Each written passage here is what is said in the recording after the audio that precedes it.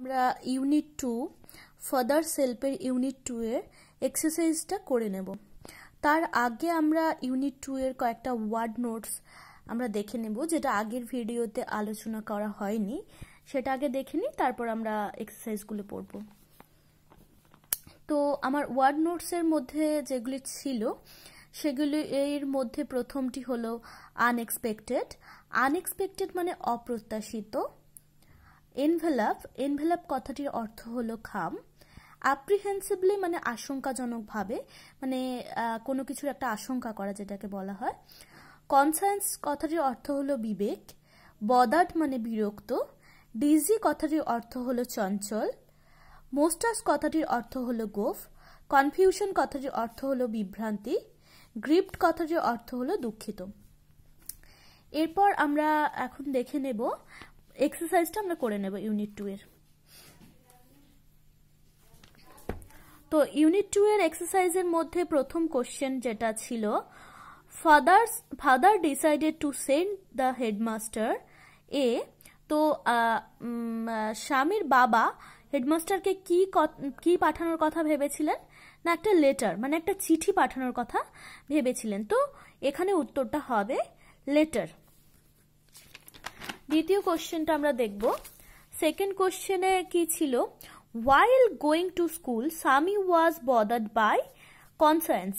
যে এই কথাটিও আমাদের বইতে একটি লাইনে রয়েছে, যে যখন আমাদের স্বামী স্কুলে যাচ্ছিল তখন স্বামীর তার মনে কি হচ্ছিল না, তার সবসময় তার মনে হচ্ছিল যে সে কি বিবেক তাকে একটা বিরক্ত করছিল, যে সে কি স্যামুয়েলের সম্পর্কে সত্যি সঠিক কথা বলেছে, তাহলে হিজ কনসার্ন্স বদার্ড হিম। তাহলে এখানে আনসারটা কি হবে? যে while going to school Sami was bothered by conscience। Third question ছিল the colour of the Samuel's coat. কি স্যামুয়েলের কোটের কালার কি ছিল? ইয়েলো। এটা আমরা একদম মানে এই পেজটার একদম লাস্টের দিকে পড়ব, যে ইয়েলো কোট। তাহলে স্যামুয়েলের কোটের কালার কি ছিল? ইয়েলো। তো এখানে আরেকটা কোশ্চেন, তারপরে 5-এর কোশ্চেনটা কি দেখব না, ফাদার্স বিহেভিয়ার টু ক্যান কি ছিল এখানে? না, অ্যান আনএক্সপেক্টেড টার্ন।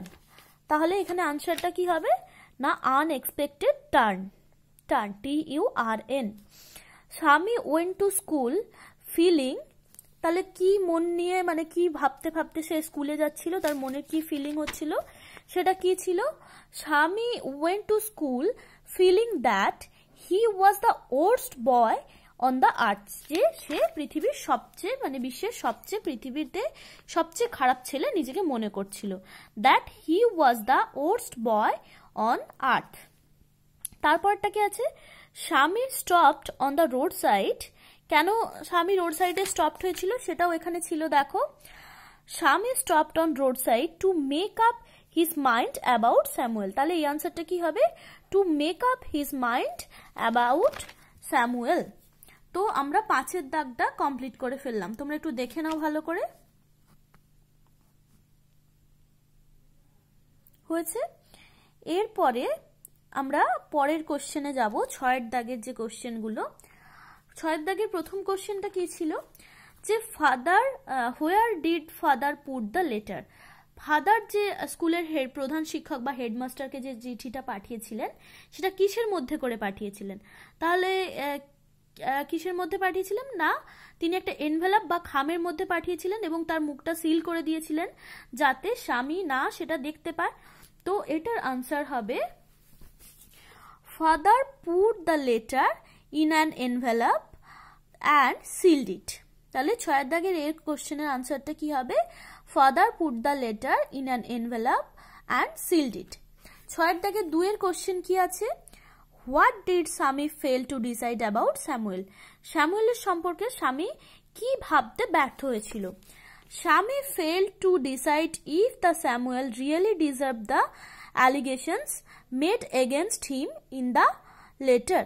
তাহলে কি ভাবতে সে ভাবতে পারেনি, মানে কি ভাবতে ব্যর্থ হয়েছিল? যে চিঠিতে যে তার স্যামুয়েলের সম্পর্কে যে খারাপ কথা বা দোষগুলি লেখা আছে সেগুলো কি সত্যিই তার পাওয়ার যোগ্য সেটাই স্বামী ভাবতে ব্যর্থ হয়েছিল। 3 কোশ্চেনটা কি ছিল? How did Samuel look? Samuel কেমন দেখতে ছিল? Samuel looked like as a man with dark face. কি ছিল এটা বইতে? যে একটা কালো মুখ ছিল, থিন মোস্টাস, আনসেভেন চিক, আর কি ছিল? স্যামুয়েল ওরে ইয়েলো কোট। যে তার মুখটা কিরম ছিল? একটা সরু গোপ ছিল, তার মুখটা কালো ছিল, আর তার দাড়ি ছিল, গাল ভর্তি দাড়ি ছিল, আর একটা হলুদ রঙের কোট পরেছিল। তো এই হলো আমাদের কম্প্রিহেনশন এক্সারসাইজ ইউনিট 2 এর। তোমরা ঠিক করে এগুলো প্র্যাকটিস করো।